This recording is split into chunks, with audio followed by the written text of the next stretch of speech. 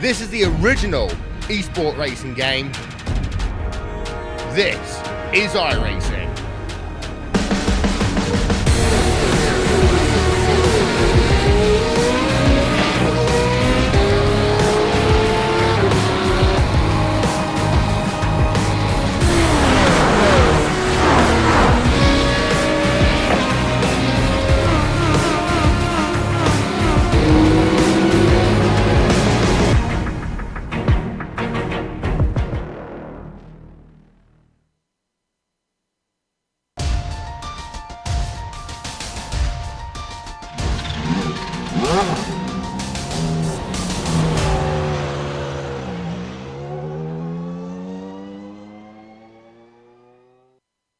Sadro finally wins his first race of the season.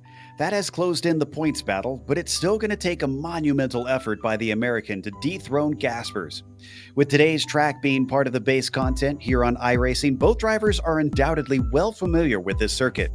What will Okayama hold in store for us today? We'll find out soon as we get ready to watch Round 11 here on the Weekend Warriors, and you'll see it all live here on the Global Sim Racing channel and the iRacing Esports Network. Hi, I'm Joe Peak, and with me in the booth is Stefan Schlacker. Behind the scenes is our director, the Dr. Amjad Yaman, and he's using cameras provided by Dougie Beer. Steph, there's definitely some tracks that aren't well loved in F1 history, but Okayama certainly seems to hold a place in the halls of the quickly forgotten and often maligned. But if I'm honest, I actually quite like racing here. Joe, I'm gonna be honest here. I wouldn't care if this track gets abandoned and we never see it again on iRacing. However, the combination of Okayama and the Spec Racer Ford is one to see. A car that struggles with over and understeer, plus a track with all sorts of corners, fast, slow, on rough cambered, is bound to give us great action and maybe even some mishaps around these 11 turns, spread out around 2.3 miles of tarmac. Ever so tricky, ever so loved or hated, depending on what your style is on this track, the Spec Racer Ford and Okayama combination will go green in a few minutes. Before though, we're going to send you trackside to get a feel for how much of a handful this combination can be on board the lap with our GSRC lap guide. Alright, we've got Stefan Schlacker in the GSRC SRF, so let's do a lap around Okayama. Down into the first corner, it can be a good place to overtake, but it's difficult to outbrake someone. This is a faster corner than most would expect. From off of there, you're quickly switching back to set up for Williams. This off-camber corner goes on for quite a while, and drivers will need to be playing with the throttle to balance the car the whole way around. Don't floor it too soon to stay out of the gravel, then you'll straighten out the Moss S. Be aware if you're too wide with anyone, because you'll both look silly if you tangle. Then you've got another heavy braking zone into Atwood. While the temptation will be great to try and make a pass on the entry, smart drivers will be setting themselves up for the exit. Not only does it open up to this long uphill, but it leads to the backstretch, which is the longest acceleration zone of the circuit. The draft offers a much easier chance to overtake with how underpowered the Spec Racer is. But if you find things to be close when you come to the end of the straight, don't forget that you've got the hairpin here. It's very common that outbraking maneuvers get attempted. However, they're not always successful. This corner is heavily banked and it quickly switches back into revolver, meaning drivers will sometimes hold the outside to give themselves the inside into this left-hander. But the downhill bend can catch drivers out and it's surprisingly tricky. Then you've got Piper, which for a modern circuit has shockingly little runoff on the outside. Anyone who understeers off the track because they're greedy can scrape the barriers with ease. Then comes Redmond, which does see surprise attacks from time to time, but this leads into the slowest and most technical section of the track. It switches back for Hobbs, which is another uphill hairpin requiring patience with the throttle. You want to square off the exit because up into Mike Knight, you've got a very fast bend. This will bleed into one of the most important corners on the track, the final turn. It's not particularly slow, but it leads onto the main straight, and if you hesitate on the power, it leaves you very, very vulnerable. You don't want to give your opponents any chance to breeze past to the line. Which, by the way, hopefully you've now finished a lap around Okayama.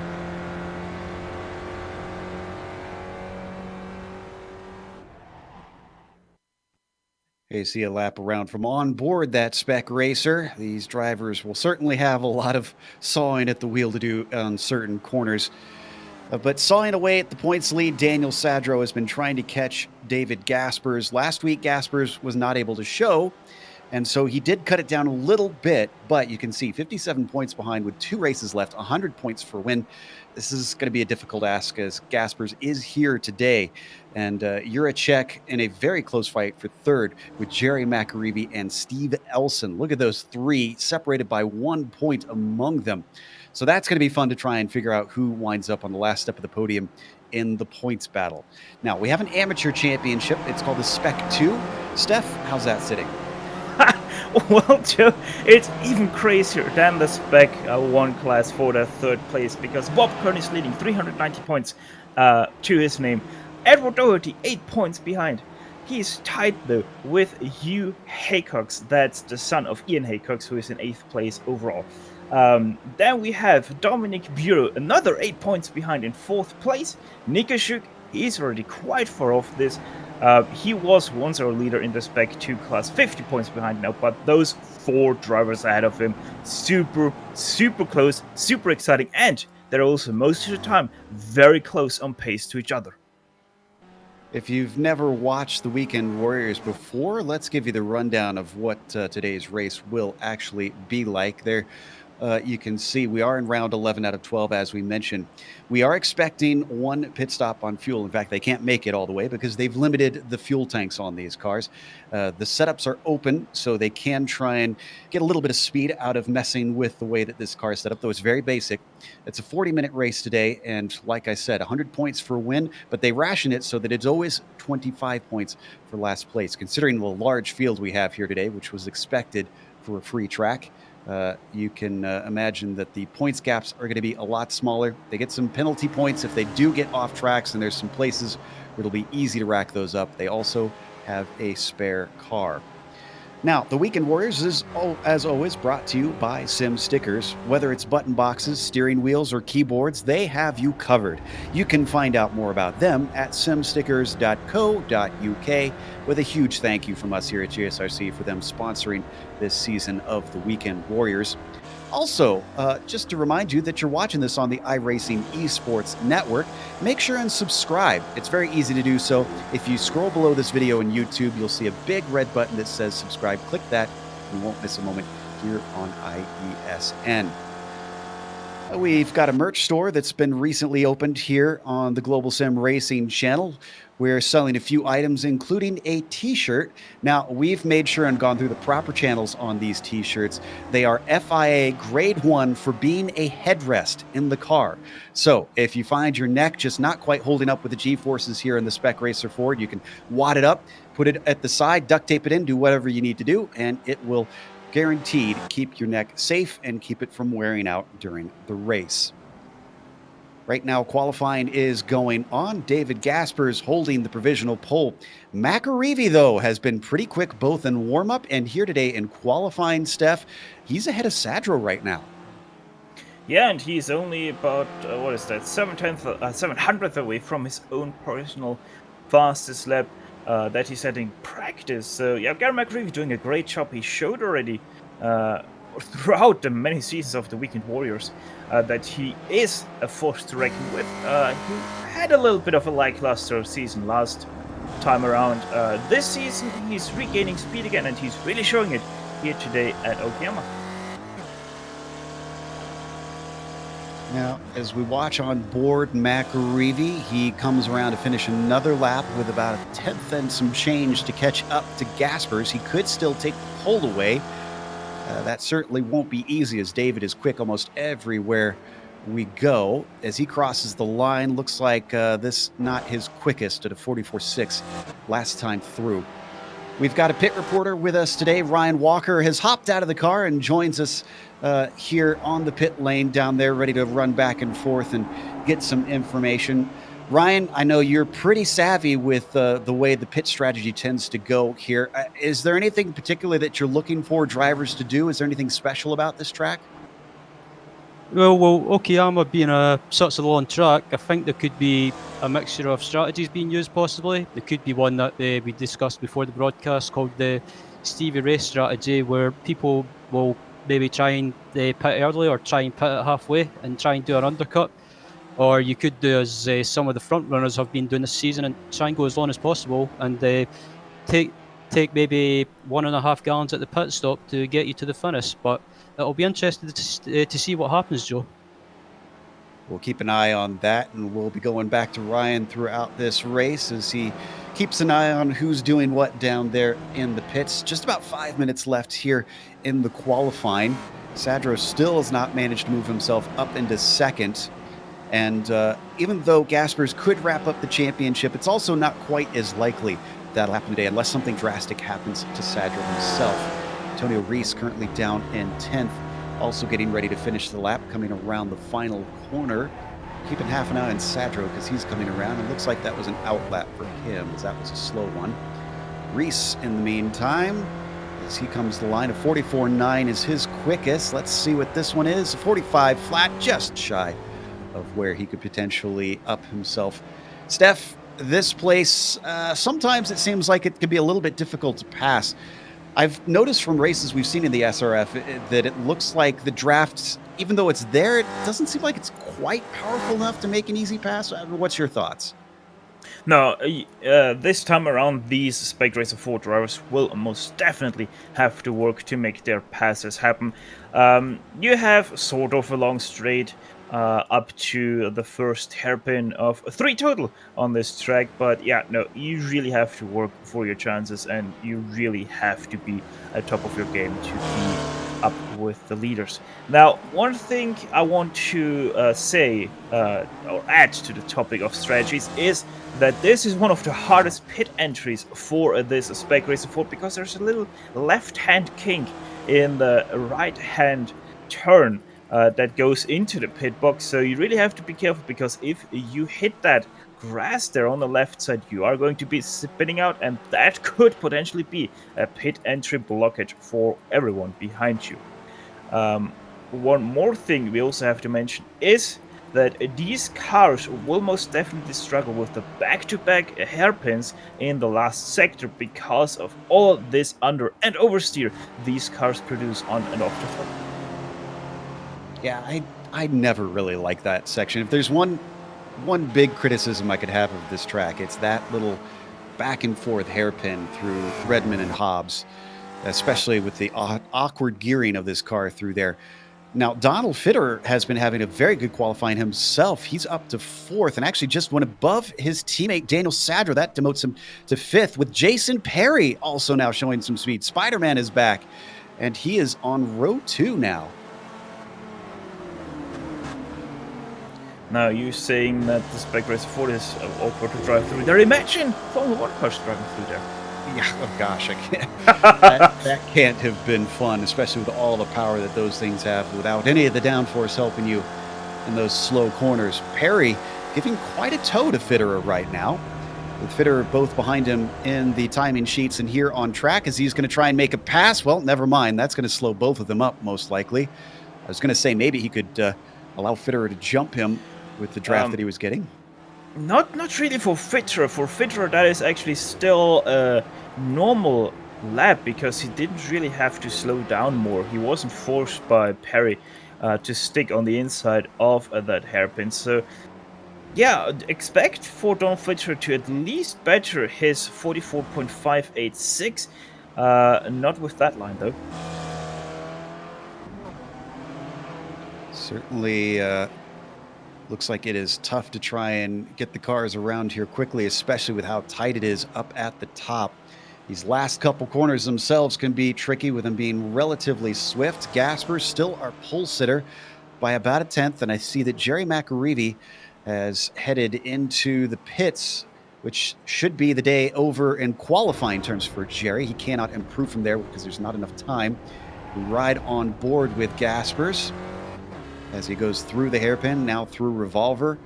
Off camber, incredibly difficult corner, that one. Swings you immediately here into Piper without any runoff on the outside as the barriers are right at the edge.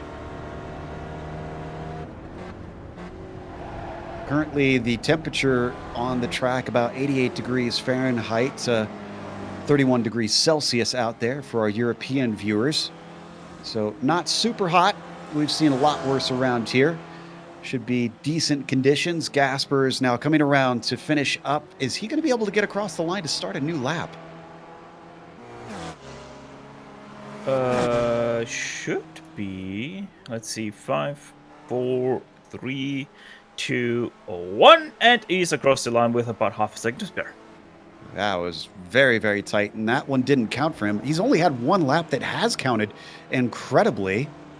Where is Sadro? Sadro's still down in 6th, and he's got a ways to go to finish this lap. I think the first one to finish up at the top is going to be Jason Perry. He sits in 3rd still. As he comes around Hobbs now, up to Mike Knight corner. He's giving a nice little tow to Chris Murakami this lap. So we could see Chris jump from 10th, where he is on the grid right now. Oh, Jason Perry's going to abandon that one. So that's going to be it for him. Here goes Murakami.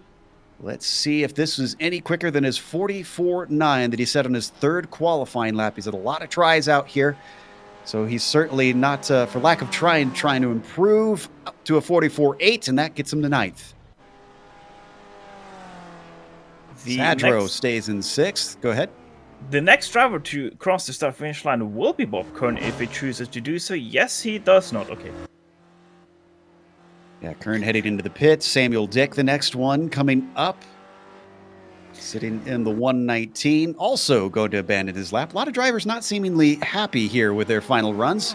Dominique Bureau, he's going to stay out at least, so he'll give us a try to see if he can go up. To mention, though, that was an interesting line by Bob Kern because he went all the way to the left side of the track, nearly on the grass, and then turned in very sharply into the pit entrance. So he's most definitely trying to get the most out of that, and most of that trying to do Dominic Bureau, not able to improve on his 45.9 though. What is Gaspers doing here? I think he knows he's the last one on track. The J-turn! Yeah. He gets it back around. That one won't count for him. Doesn't matter because he's still on the pole. So, yeah, he spun out of the last turn, so that explains it.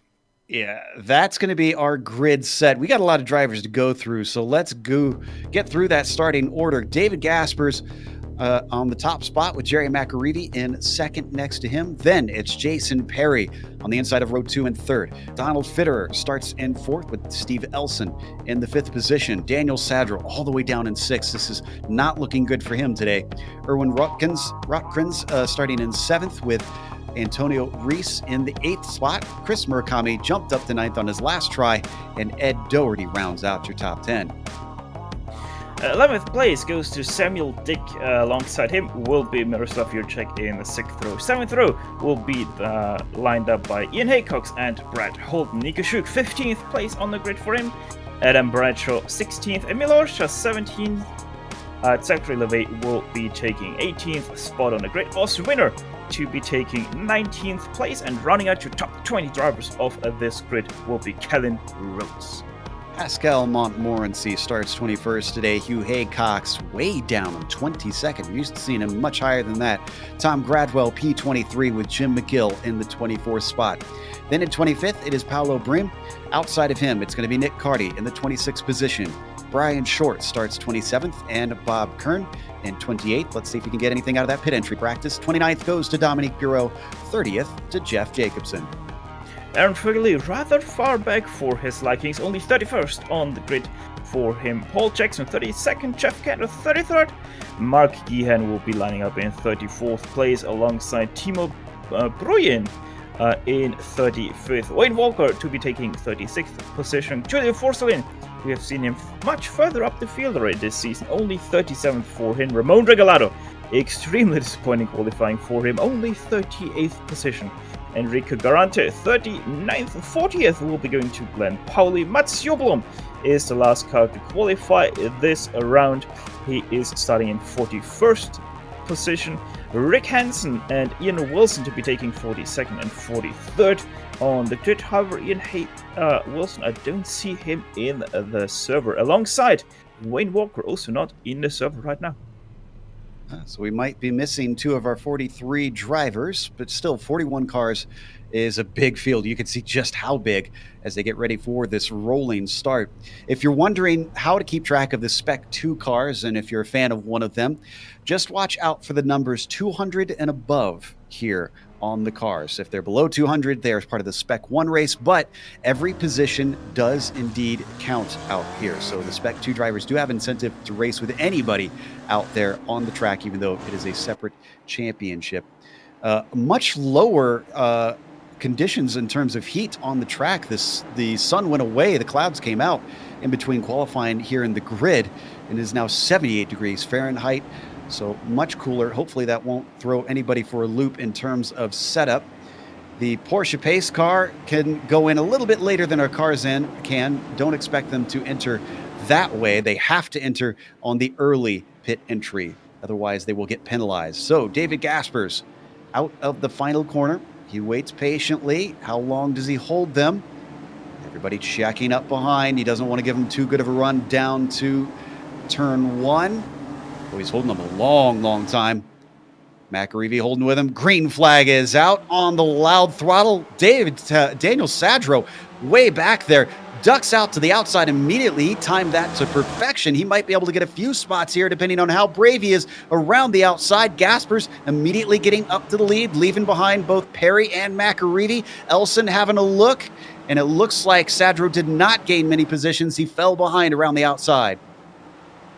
A little bit of a 3-wide situation going into turn 2, but so far everything seems to be going along quite nice. A few bumps to the back of cars, but apart from that, everyone clean out of the first few corners. So as they come out of Atwood onto the backstretch, this is where we'll see the draft have the biggest effect, and Gaspers knows it. He is already weaving, just snaking down the backstretch. The top 5 are trying to follow him. McAreevy with a little bit of a look on Perry. Those two made slight contact in turn 1. He's got to the inside of Spider-Man, but he's got to get the job done here. As they come through the hairpin, I think he's got it. Ooh, someone overshot the hairpin there, but quite a lot in behind. But yeah, as you said, everything in front still very close together. There's even some 3-wide back in the middle of the pack going through Revolver. That's not easy to do. So they are tightly packed through the middle of the field. And they come out of Redmond and into Hobbs, climbing back up the hill towards the end of the lap. So far, so good, other than an off here or there from a few cars. Yeah, you're saying that Bob Kern had a little bit of a shocker there for himself as he missed the braking zone for Hobbs. Managed to avoid everyone around him, and I have to say, there's starting to be a gap between Edward Doherty and Erwin Rotkans, between 6th and 7th place, that is. Oh, we've had a problem in the back. Jim McGill, Pascal Montmorency, wow, a number of cars. Brian Short, Dominique Bureau, Zach LeVay have all found themselves in trouble, and this looks like this started actually with someone going up and over. I think that was someone caught the inside curve there and really rolled that one. Watch it one more time. Yeah, that was Bureau who just went rolling there. Got the curb. Looks like Kern finished him off. And then everybody piling in with no separation between them caused all sorts of chaos. Ryan has been down there watching everybody slowly roll their way into the pits. Who have you seen coming in for repairs, Ryan? Yeah, I've just seen Zachary LeVay in the pits. He was one of the unfortunate victims in that accident, but he came into the pits. Oh, another accident in the hairpin. Sorry to cut her in there. Crazy Murakami got turned around. A few cars ran into each other there. One of them also Miroslav Juricek with heavy damage, and Austin Winner. He pulled right back in front of the field. They managed to avoid him, but I can see why there's an accident. Look at this mess going into the corner. 3 wide, 2 wide. He was in front of a lot of cars. That could have been so much worse. Watch Bradshaw's perspective. He was right behind it all. Murakami did get going. He's down in 29th after that.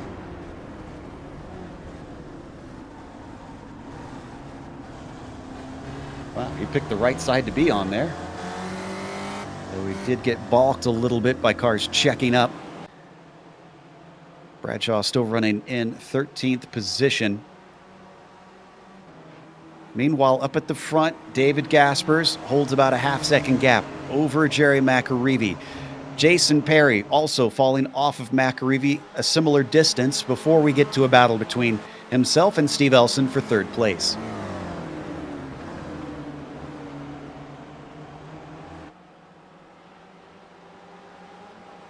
So as they come up onto the backstretch, very shallow exit there from Jason Perry. Interesting way for him to take the line. Elson going much wider, and he gets a little bit of a better run. A bump draft, but no attempt to pass right now. Yeah, after the first lap of craziness, first 2 laps actually of craziness, the field has started to spread out now. It's all just one big line throughout the field. So yeah, everyone is starting to settle down a little bit as Bob Kern goes onto a dive bomb mission on Tom Bradwell to take away that 21st position from him, successfully doing so, by the way. Yeah, no, people are starting to settle down now and get into their race rhythm. You say that, and Enrico Garante unfortunately got turned around at the hairpin. Not sure how this happened. Oh, and Murakami was there again. Yeah, Murakami turned him. Ooh. Chris just not having the best of days in this hairpin.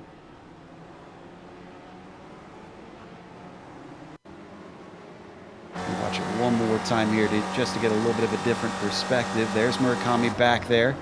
We're on board with Garante. Wow. Oh, yeah. It's hard to defend Chris on that one. He came in awful late.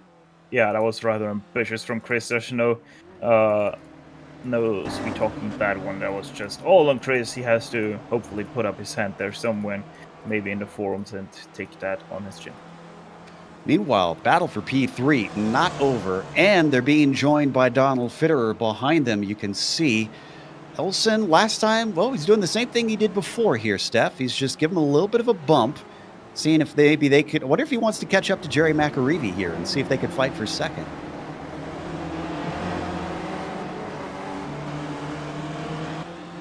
As they continue on their way down the hill around Revolver.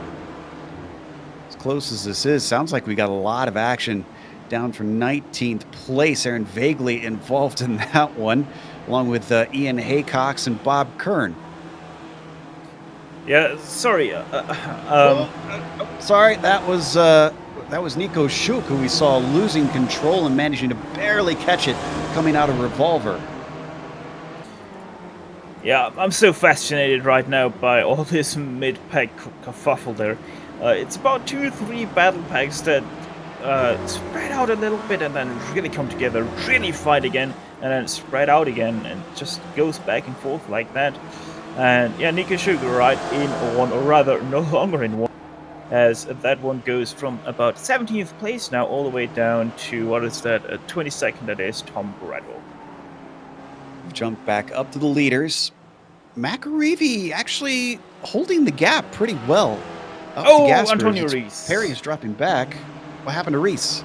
A little bit too ambitious on the brakes behind Juricek. Spins himself around in turn 1, able to avoid everyone behind him.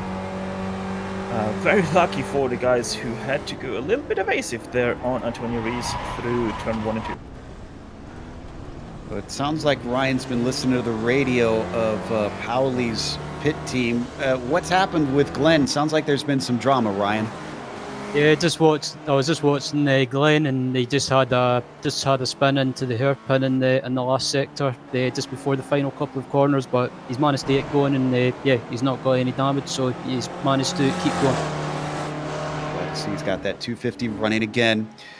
We had a change for position in third. Steve Elson now ahead of Jason Perry, and Donald Fitterer is right underneath them. He has pulled in the gap and is certainly in the hunt for a podium if he can stick with this. A lot of action going on out there so far in this race. We're only 10 minutes into this thing. So we watch Jason Perry see if he can get that spot back while also having to fend off the likes of Donald Fitterer behind him. They come on to the front stretch. Nobody looking like they have a particularly good run over the other.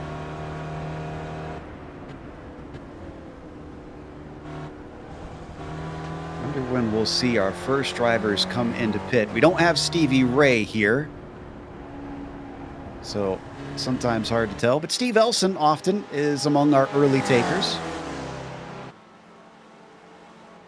Since we have the knowledge of driver here in the Spec Racer Ford on this broadcast today, Ryan, how much fuel can you save on a track like Okayama? It depends what sort of track you're racing around. I mean, for myself, from past races I've done, you can maybe save up to, I'm not sure, maybe a few gallons, maybe, but not too much. Maybe just you can maybe save just enough to try and maybe do an extra lap, and if you can do that, it means you can take it. You don't have to put in as much fuel during the pit stop. So yeah, it might be worth some of these guys fuel saving up at the front. I wonder if that's what we're seeing with the likes of Elson and Perry. Oh, we've had an accident of sorts here. Bradshaw, I think, is the one turned around. Gets it going. Once again, the hairpin being calamity corner today. Now, did he have help or was on his own? No, that's a weird one for Bradshaw. He outbrakes himself, is heavily on the brake, and then as soon as he's able to turn in again, he just stomps the throttle and spins himself out. We haven't mentioned hardly at all that the battle for the Spec 2 lead currently being held down by Erwin Rotkrins and the 268. Second, though, I don't think he's too disappointed with this. Edward Doherty, 8th overall, is currently second in the points championship for Spec 2 as well, chasing Bob Kern. And since Kern has fallen way down the order, this is looking very good for the 294. And we have gotten our first pit stop of the day. It's Miroslav Jurczyk coming in for a clean car and some fuel. Does look like he took a spare car. The number 84 gets going. He is off and away. So that's our first scheduled one as far as we can tell. He's going to come back out in what looks like 34th or 35th position. Yeah, this isn't the greatest right now for Jurczyk. He probably hoped for some clean track. But yeah, I'm pretty sure he will make clean notice there of the pass of Ryan Short and then be done with and run away. Probably that little bit of draft that he's going to get from Ryan will help him, but not too far ahead of him is that battle pack for 27th overall. Rick Hansen, Nico Schuk, Paul Jackson, Nick Hardy, and Jim McGill all fighting for that 27th place. I looked at my timing and scoring, and Jerry McAreevy's fallen off by a fair bit. It looks as though he made a mistake a lap and a half ago, so I don't think we can get a replay. But the 67 off at Revolver, and that's cost him up to 1.5 seconds now. Gaspers should be able to break the draft from here. Yeah, we might have to keep an eye on that if he's able to get back with David Gaspers, or if he continues to drop ever so slightly from him. Next few laps are the biggest telling point now for Gary McCready. Things have gotten worse for Chris Murakami.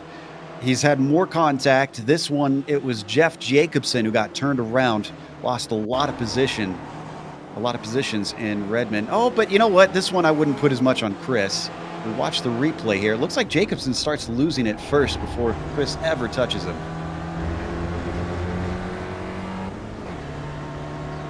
From on board the 01. Yeah, he's not even looking for a pass. It just sort of unfolds in front of him, and he was an unfortunate victim in this case that he was right in the midst of the action. It sounds like Jacobson has taken it to the pits. Ryan, what do you see? Oh, never. Hold on. Big crash on the chicane there, whatever that is called. I'm sorry, it's some famous Formula 1 driver, that's for sure.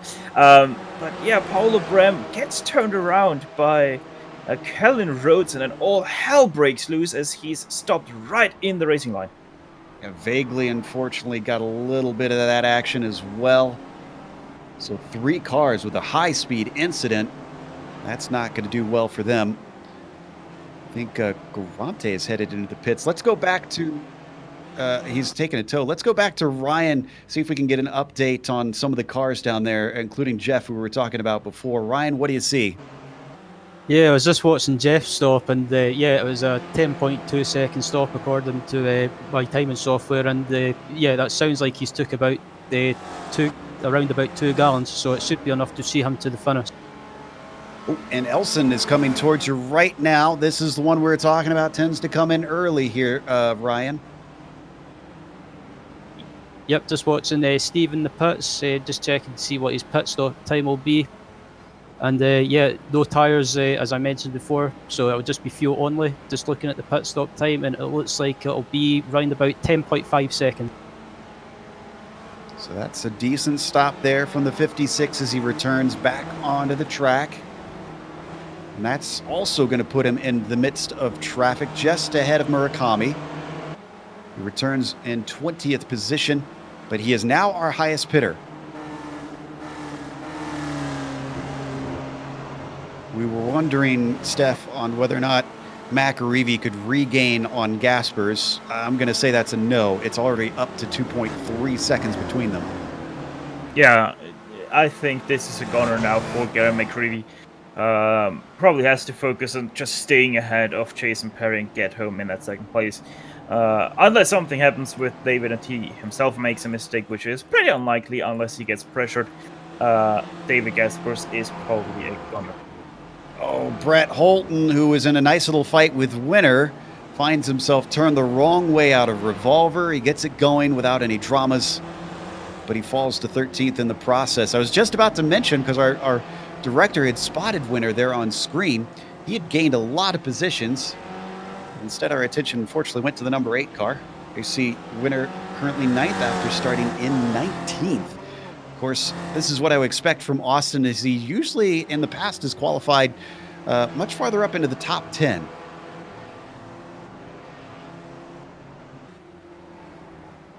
Wonder at what point we will start to get some traffic. Looks like we're ways away from that. We do have some battling going on farther down in the pack. Steph, you spotted something in the mid-20s here.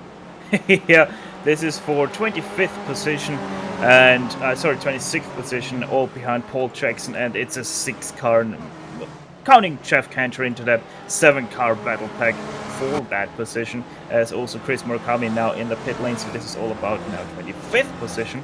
And yeah, Jim McGill very racy looking in that pack behind Bruin. Look at that dive. You weren't kidding about McGill feeling racy. He sent that in deep, but it compromised his exit, as Pruin is going to hold him back at least for a moment, side by side through Williams. Off camber corner, they come together, and McGill manages to keep it from going into the gravel. But Miroslav Juracek, here he comes after having his pit stop. Remember, he doesn't want to get held up. He's trying to make as much time as possible. He might be able to get one. He's down to the inside into Atwood. If he can get to the throttle, Pruin might be also overtaken before they get to the hairpin, but he just doesn't quite get the run. Here comes the push from Jim McGill, pushes him past. Jim McGill also gaining a position with that move, so great move by McGill. McGill breaks early though, and that's nearly coming together. No, that's coming together. And he gets spun to the inside. Oh, he weaves back over to the outside. Somehow doesn't get hit by Pruin as well as Nick Carty. And Carty might get 2 positions for 1 here. Not quite. Even still, that was almost getting personal down there between McGill and Pruin. Yeah, that was looking very personal, as Jim McGill once again on the inside of Pruin. Sorry, that's Carty. Ooh, nearly to the back of Pruin. Now spins out though, gets the tank slapper, and shook. Squeezing by. That was Nico Shook. Has he caused enough heart attacks yet? Jim McGill spins in front of the group twice. Nico Shook this time nearly running into him. And wow, a lot of damage though on Jim's car. Nico, well, a little bit on the back, but otherwise I think this pit stop probably not due to any sort of damage that he got. And I have mentioned that Chris Murakami was in pit lane, but our very eagle-eyed Ryan Walker, he spotted that Chris Murakami did get a speeding penalty there and had a very long stop because of that. That's a weird amount of time though, because 18 seconds is usually a speeding penalty is about 15 seconds, is it not? I don't know. We'll have to look into that, see if we can figure out what happened there as we hop back on board with Spider-Man. Excuse me, with Fitterer, rather. This is him chasing Jason Perry. Let's see if either of them elects to come in since we're about halfway. Nope, they're going to stay out for this lap, coming around the final corner. They're trying to run away from Erwin Rotkins, our Spec 2 leader, now up to 5th due to the pit stops of those ahead of him.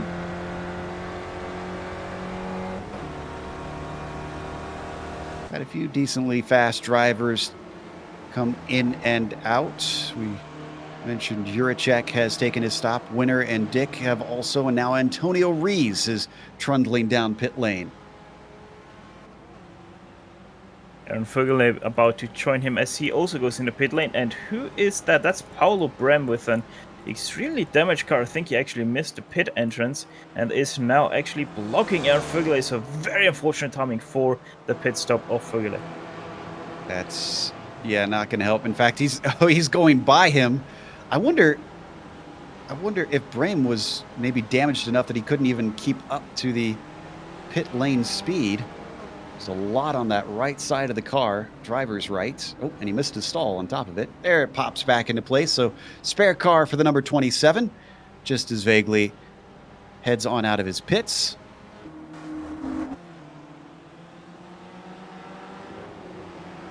Still waiting for quite a few drivers to come and take stops. Yeah, the top 13 drivers are still to take their pit stop. That is David Gaspers, Jerry McGreevy, Jason Perry, obviously, Donald Fitter, yes, and Evan Rotkans, by the way, are your top 5 right now.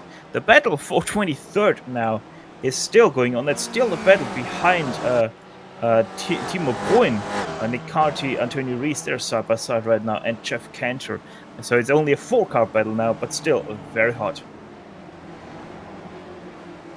Especially as they try to sort this out down into the hairpin, but looks like Pruin going to be able to come away with that. Reese just behind him now with his stop done. Doesn't want to be held up too long.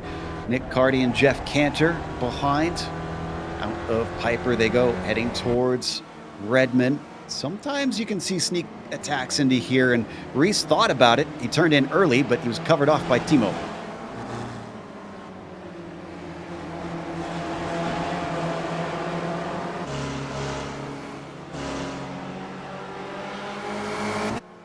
All 4 staying in a line, and whoa, did something happen to Tom Gradwell? Well, looks like Elson making further progress through the fields. He made an easy pass down into turn 1. Elson now up to 13th, still our highest car to have pitted, but nobody else around him has pitted on the track. Juracek, the next one down, is all the way in 19th. That's a long ways behind.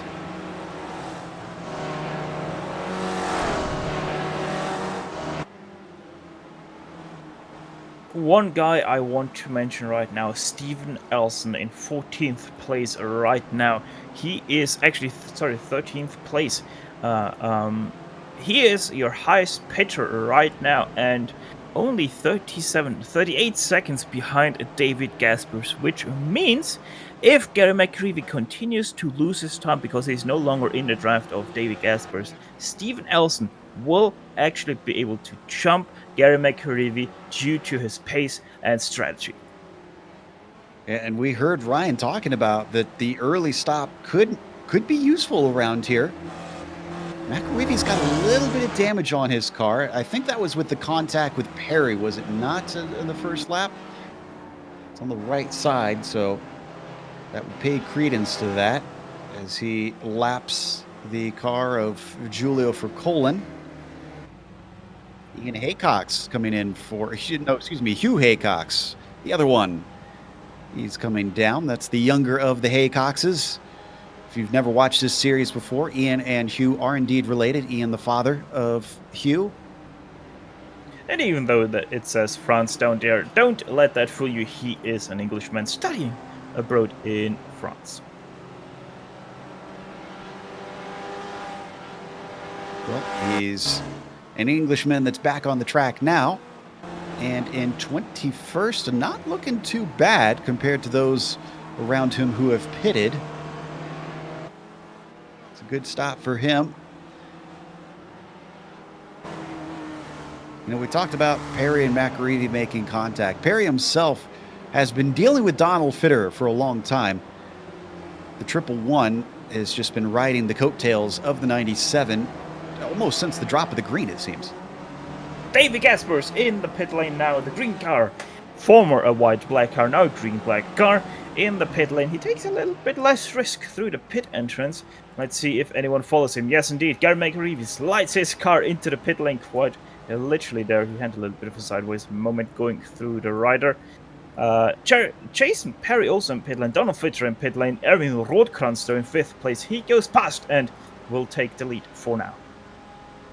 And not quite at the end of the pit window, it seems. Sadro also staying out, and he's staying right with Irwin.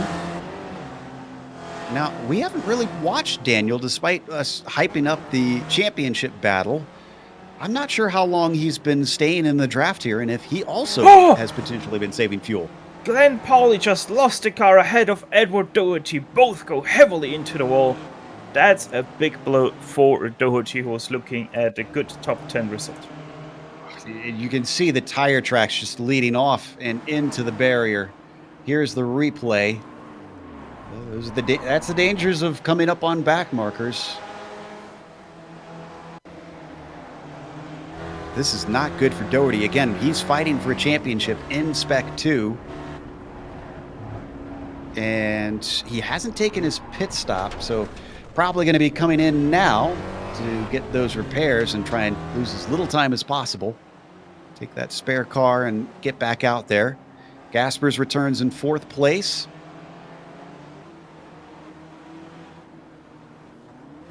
And it looks like Ryan's been paying attention to what's been going on with that strategy battle. What's happened in the pit stops between Gaspers and his rivals here, Ryan? Yeah, just checking the pit stop times between Gaspers and Jerry McAreevy, and it looks like David managed to gain some time on Jerry during the pit stops, and also gain some time on the rest of the pack behind him as well. So yeah, it looks like Gaspers had a good pit entry. No, I was right. Doherty's coming on in. And you see McAreevy way back there. Go ahead. One thing I want to mention is Stephen Elson. I expected him to be much closer to Gary McAreevy than he actually is, because in the end it's still about 8 seconds between Gary McAreevy and Stephen Elson. So most definitely these drivers are not losing as much time as I expected through that very narrow pit entry and slow pit lane. Well, and critically, Perry got out ahead of Elson. I don't know if we've covered that or not, but Jason Perry returns in a very good position. And where is Fitterer?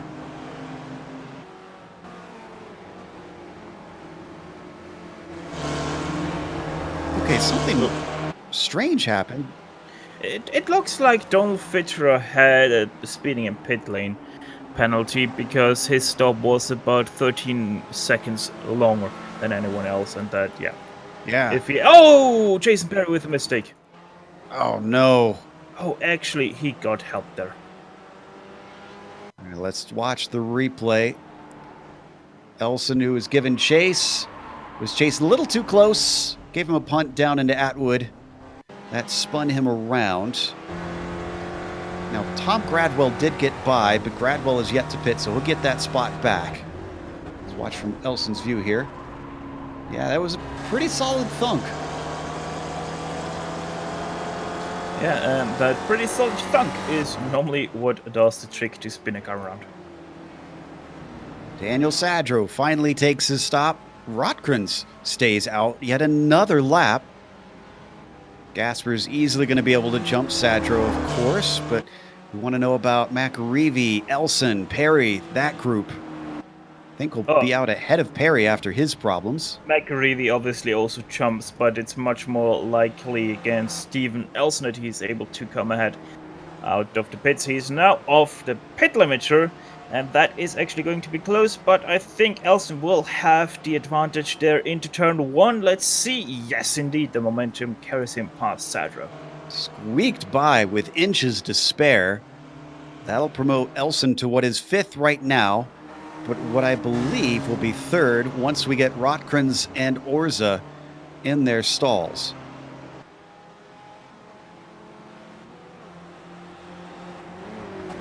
Not expecting them to go much farther.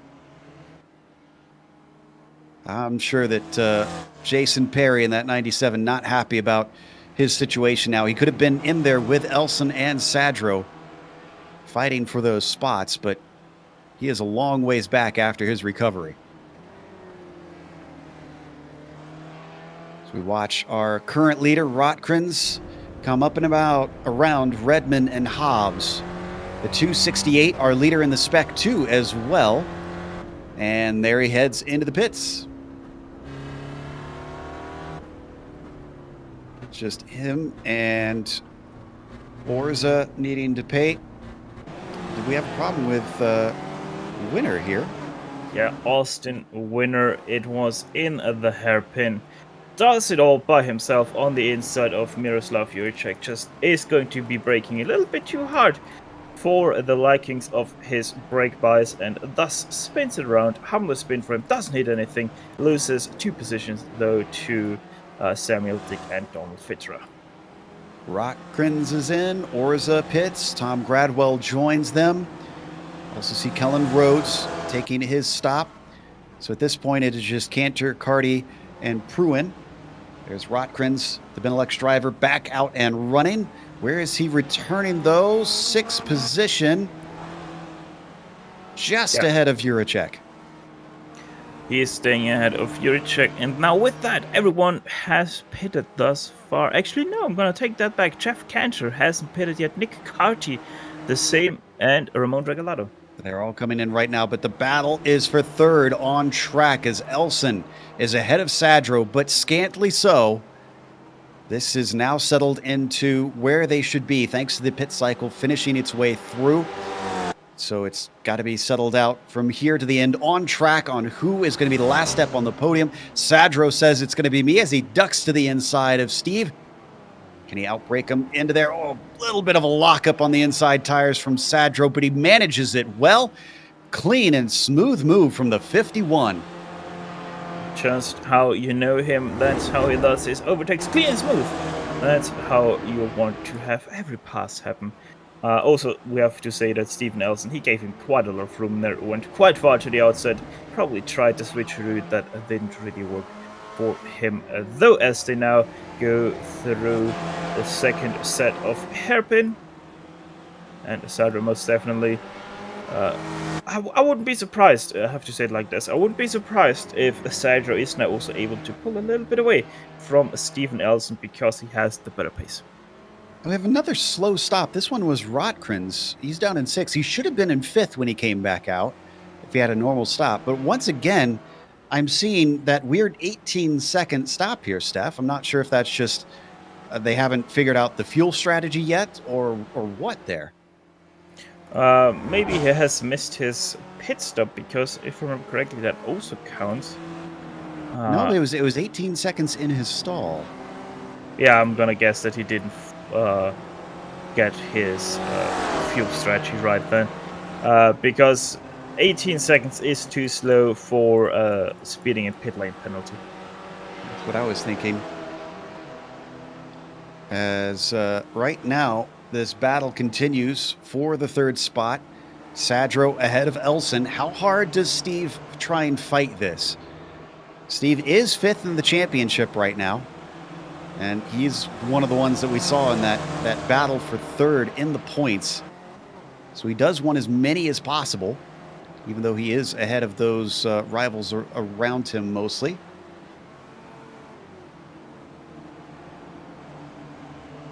Stays behind him. Also got a little bit of a battle between, and Paul Jackson. What is he doing off at the side of the course? Looks like he spun on his own coming through the hairpin. He gets it going. Yeah, Paul Jackson. Replay for that. He just took the choke lap there through the hairpin. Nothing we really need to show. Sure has been a lot of rallycross on this today's race as the sun continues to go down here in Japan. Nice little battle going on for 10th as well. Austin Winner climbing up from 19th where he is now, but he's got Antonio Reese eager to try and take that away.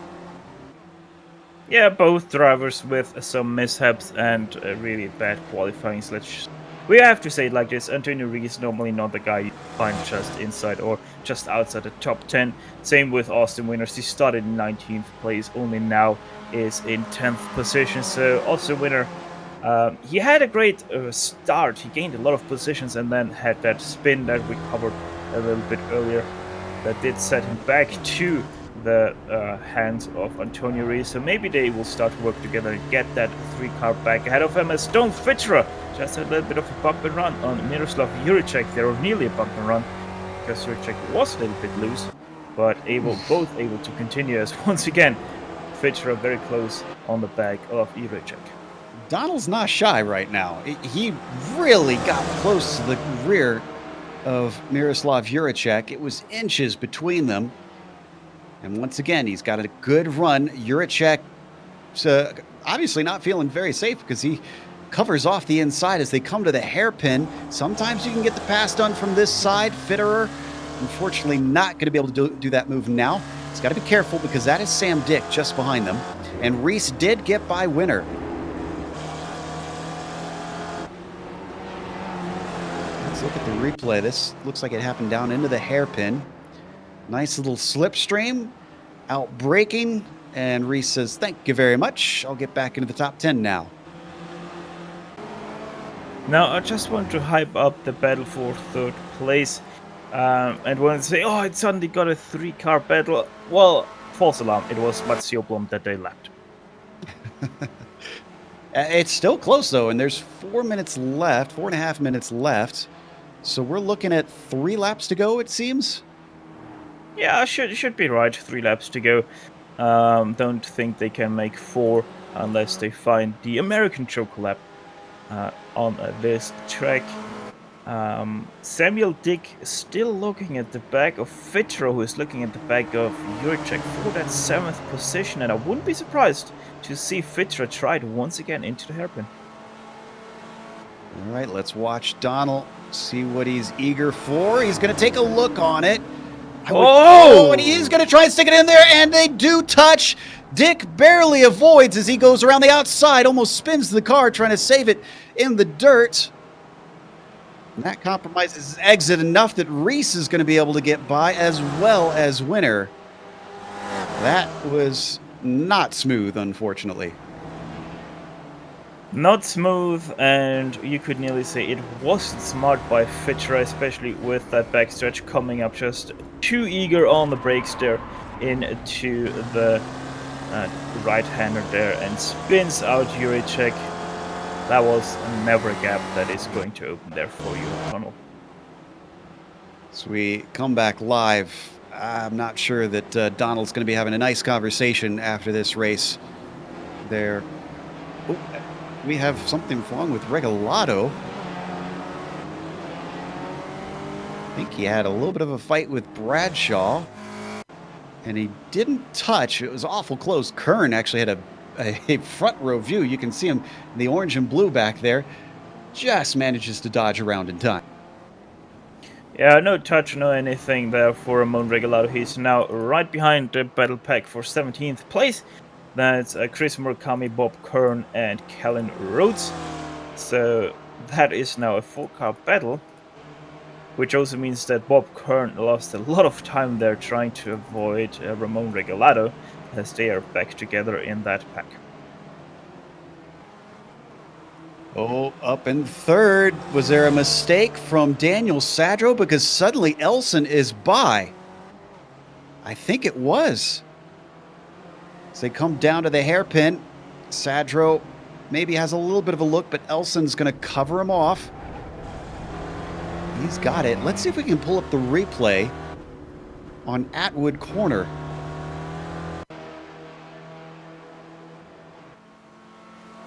I suddenly saw him going wide. Steph, it looks like you caught a closer look here. Yeah, you're gonna see Sergio just a little bit too aggressive over the curb there at Atwood, thus losing the car because it has too much of a roll angle on. Not too common in the Spec Racer Ford, but it can happen on perhaps like these, as the white flag is presumably out for David Gaspers. Is indeed. The number 23 finds himself well up now, and as he laps yet another lapped car, Zach LeVay off to the side, trying to stay out of the leader's way. Essentially a victory lap for David Gaspers, back down in third, side by side between Elson and Sadro. Sadro manages to get to the inside of turn 1, and he takes it back. Great stuff from the number 56, but he's not done yet. Steve is right there with him. Unfortunately, we had another accident for Doherty. We don't need to go to it right now. It was off in the final corner. Defensive move from Sadro down into Atwood Corner. This is where he made the mistake last time. This time a lot better on the throttle, Steph. Yeah, and Sadro might even get a little bit off a draft by Forcelin, but Stephen Elson most definitely much more off a draft there for him off the back of Sadro. Will he try to stick his car to the inside? Let's find out. 100 meters. Yes, he does. Is he able to slow it up in time? Yes, he is. Sadro goes wide and thus giving the position to Elson.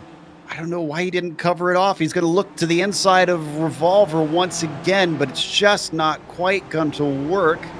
And as this battle rages on, we've got 2 corners left for David Gaspers, our leader since the drop of the green. McAreevy gave him a run for his money, but it was not meant to be. Every single round, once again, that he has showed up this season, David Gaspers has won the race here in the Weekend Warriors, as he does today in Japan. Garen McAreevy will take second place behind him, but that battle for third place still not decided. Stephen Elson still ahead of Daniel Sadro. Daniel Sadro, though, with a good run out of the last corner. Will it be good enough, though, as he closes in 1 car length, half a car length? Nope! Stephen Elson going to take that away just by inches. Down in 8th, we've got Donald Fitterer chasing... Samuel Dick down in 9th, rather, with Austin Winter and Antonio Reese just behind him. Another run to the line, but I don't think anybody's got enough of one, so they'll finish in order.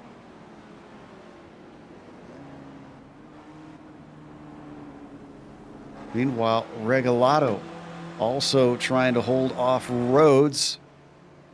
They're just behind Bob Curran, not too far distant. Chris Murakami in that fight, but all of them safe off the last corner. The run to the line, not going to see any changes amongst these 4. Next up is the battle for 23rd. Here, Pascal Montmorency versus Tom Gradwell. That one is, but also seems like Tom Gradwell not getting good enough of a run, and also Pascal weaving a little bit back and forth there over the straight. I think that's most of our battles on the lead lap. I see Short and Cantor close together, but Short does not get a good enough run as Jerry McAreevy cools down, as there was a missed opportunity for win today behind Gaspers, but still a good finish. We're going to take a break here on the Global Sim Racing channel. We'll come back with the unofficial results as well as driver interviews. Stick around, because on screen you're going to see all the upcoming races here on the GSRC.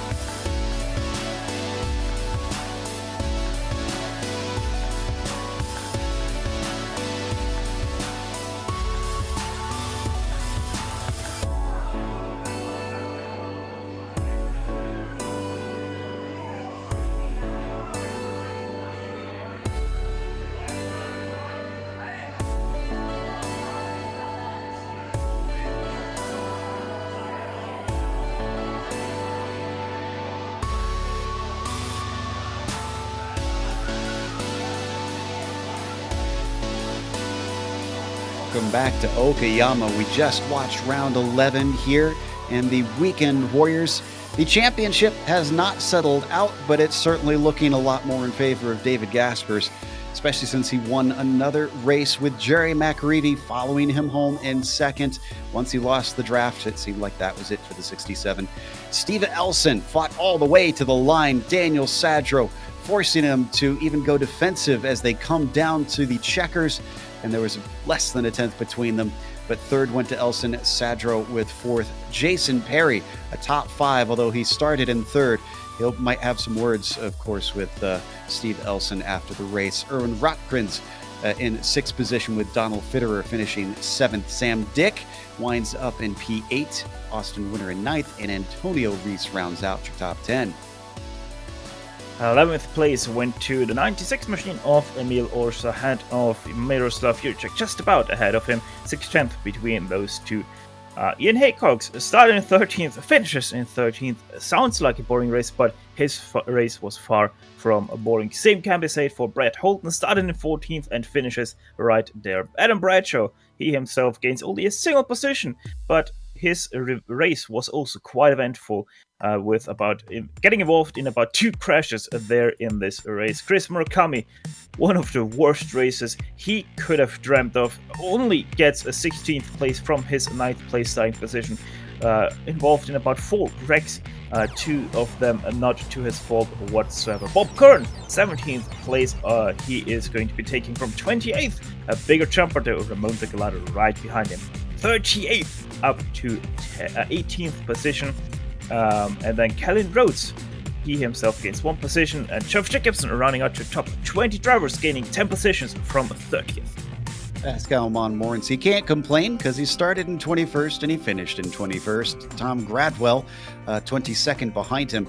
Rick Hansen, despite not getting a qualifying time in, finds himself going from 42nd to 23rd. That is a nice little feat.